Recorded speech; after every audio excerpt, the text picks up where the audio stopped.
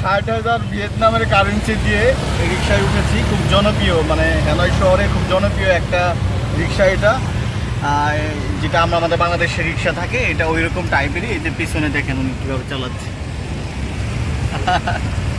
Hello hello hello hello.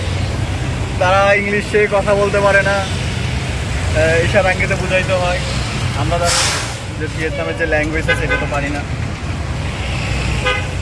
শহরের রাস্তাঘাটটা এমন বড় না, কিন্তু পরিষ্কার পরিচ্ছন্ন অনেক বেশি। এই জিনিসটা অনেক ভালো লেগেছে আমাদের কাছে।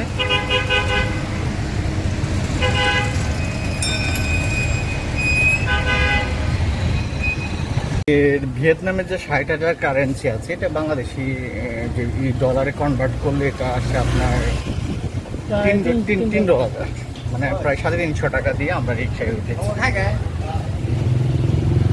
ভিয়েতনামের একটা জিনিস ভালো লেগেছে, রাস্তার পুরাতন শহর, আমাদের যেমন পুরাতন ঢাকা, আমাদের পুরাতন ঢাকার মধ্যে এটার মধ্যে পার্থক্য এটাই, পুরাতন ঢাকা অপরিষ্কার নোংরা, আর এখানের যে আছে রাস্তাঘাট অনেক গুছালো। আপনার পুরাতন সব বাড়ি কিন্তু গুছালো, ফুলের গাছ এবং সব কিছু অন্যরকম গুছালো। এই জন্য টুরিস্ট স্পট হিসেবে পরিণত হয়েছে। এখানে সবাই ঘুরতে আসে, ওয়ার্ল্ডের সব দেশ থেকে টুরিস্ট আসে। এই টুরিস্টে তাদের ইনকাম সোর্স অনেক বেড়ে গিয়েছে।